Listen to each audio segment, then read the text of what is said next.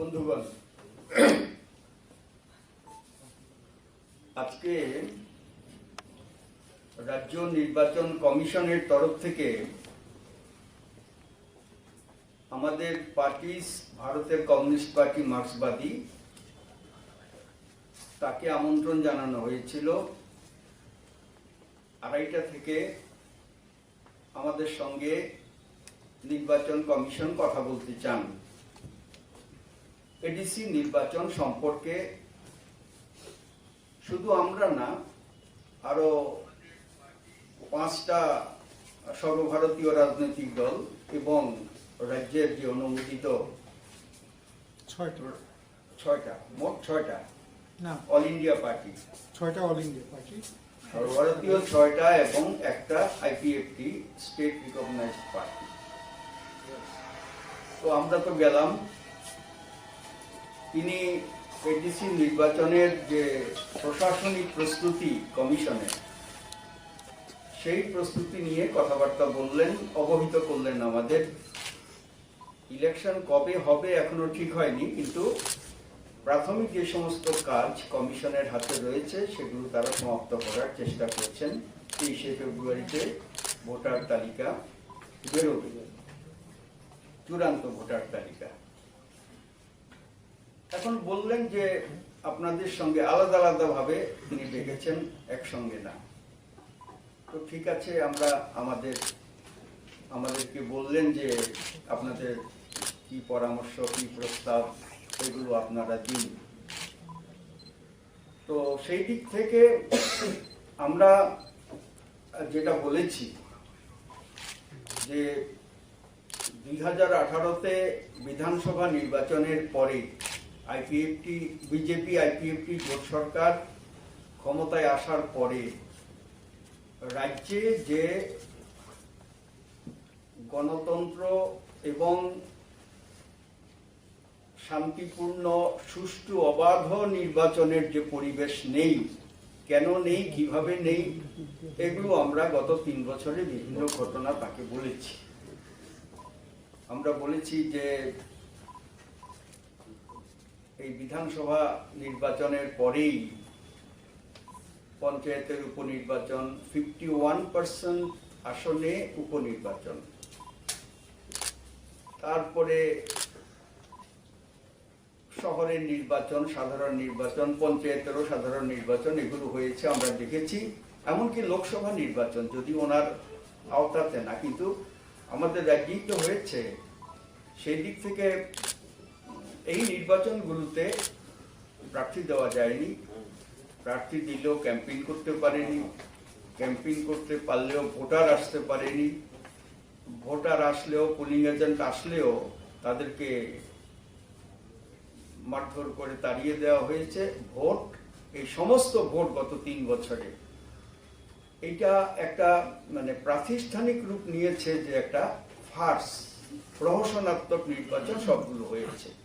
এখন এই অবস্থার মধ্যে বললাম যে আপনি নতুন এসছেন দায়িত্ব নিয়ে, তো এই পরিবেশটাকে ঘোরানো দরকার। এই পরিস্থিতিকে ঘোরাতে পারবেন কিনা, আপনাকে কনস্টিটিউশন অধিকার দিয়েছে, আপনার যে ইনস্টিটিউশন, সেই ইনস্টিটিউশন হচ্ছে আপনাদের সংবিধান প্রদত্ত। সুতরাং সেই দিক থেকে কোনো দিকে না চেয়ে এই মোড়টাকে যদি, এই প্রবণতাগুলোকে যদি আপনি বন্ধ করতে না পারেন, তাইলে শান্তিপূর্ণ, অবাধ ও সুষ্ঠু নির্বাচনের কথা বলা আনুষ্ঠানিক। নির্বাচনী প্রচার অভিযান, সেই প্রচারাভিযানে সমস্ত কন্টেস্টেন্ট পার্টিগুলো যারা নির্বাচনী প্রতিদ্বন্দ্বিতায় থাকবেন, অন্তত তারা যাতে সভা করার, মিছিল করার, অন্যান্য প্রচারের যে সমস্ত পদ্ধতি, সেগুলো ঠিকঠাক মতো নির্ভয়ে শান্তিপূর্ণভাবে গণতান্ত্রিক পরিবেশে তারা লাগাতে পারেন, তারা সংগঠিত করতে পারেন প্রচার।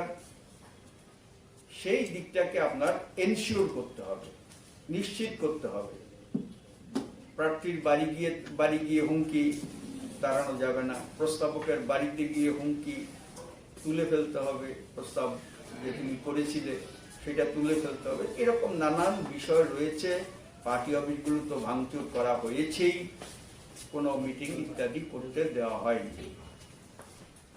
এমনকি লোকসভা নির্বাচনে কমরেড আমরা 3 জন গিয়েছিলাম, আমি গিয়েছিলাম, কমরেড হরিপদ দাস স্টেট কমিটির মেম্বার, এবং কমরেড জিতেন চৌধুরী।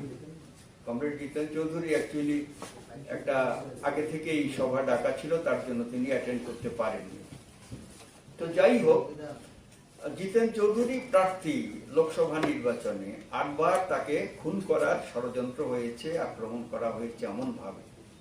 তো এগুলো আমরা বললাম, এই ন্যারেটিভটাকে চেঞ্জ করতে হবে, পরিবর্তন করতে হবে। এটা করতে গেলে কি করা উচিত?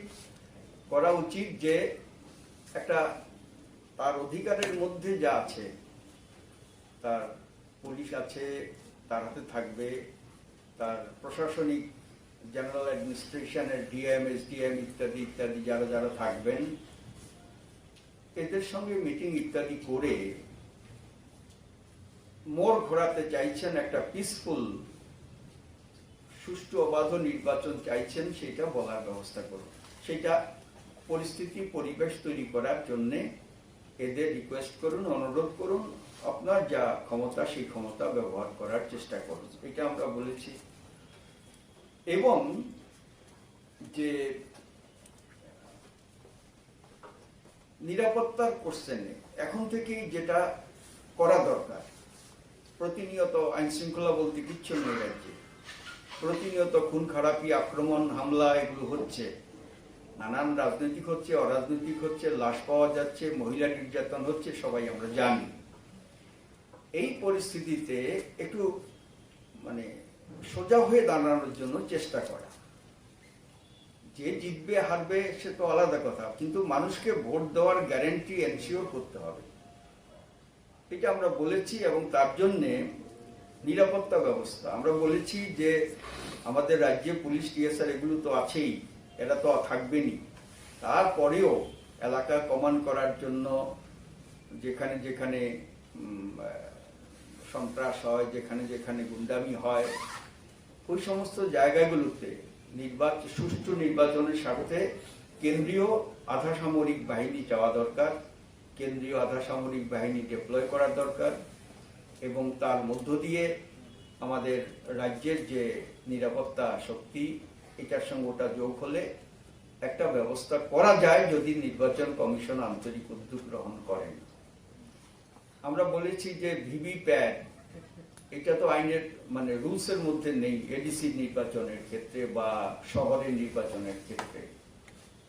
তাইলে সাধারণত স্টেট ইলেকশন কমিশন, ভারতের নির্বাচন কমিশনের যে গাইডলাইন বা লেটেস্ট তার যে অ্যাক্ট এন্ড রুলস, যেগুলো এখানে নাই, সেগুলো যুক্ত হয়ে যায়। সেই কারণে ভিভিপ্যাট এটা ব্যবস্থা করতে হবে, এটা লেখা নাই উনি বললেন। যাই হোক, এটা ব্যবস্থা করার জন্য আমরা বলেছি ইভিএম এর সঙ্গে এটা ব্যবস্থা করার জন্য। আর হচ্ছে যে আমাদের যে ধরুন নির্বাচন প্রক্রিয়া সুষ্ঠু শান্তিপূর্ণভাবে যাতে হয়, তিনি বলেছেন যে আপনারা এনশিওর করুন, কোঅপারেট করবেন। আমরা বলেছি হ্যাঁ, আমরা সহযোগিতা করব, বরাবরই আমরা করি, আমরা সহযোগিতা নিশ্চিতভাবেই করব। এবং পরে আমরা বলেছি যে যদি আপনি মনে করেন তাইলে একটা সর্বদলীয় বৈঠক করতে পারেন, কারণ আলাদা আলাদা বলছি, আমরা বলছি, অন্যরা শুনছে না, অন্যরা আপনাকে বলছে, কি বলছে আমরা জানি না। সুতরাং একসঙ্গে বসে তাদের কথা শুনে যদি আইন মাফিক আপনি আপনার সিদ্ধান্ত, আপনার দৃষ্টিভঙ্গি, আপনি কি করতে চান সেটা যদি বলেন তাইলে বেটার হয়, এটা আমরা বলেছি। এখন কবে নির্বাচন হবে তিনি বলতে পারলেন না বা চাইলেন না, যাই হোক, এটা নিয়ে তো কিছু করার নেই, মে মাসের মধ্যেই করতে হবে, এটা ঘটনা। শহরে নির্বাচনের প্রস্তুতি ওরা নিচ্ছেন প্রশাসনের মানে কমিশনের দিক থেকে। তাতে আমরা জিজ্ঞেস করলাম কবে পর্যন্ত হতে পারে, তিনি বলতে পারলেন না এখন।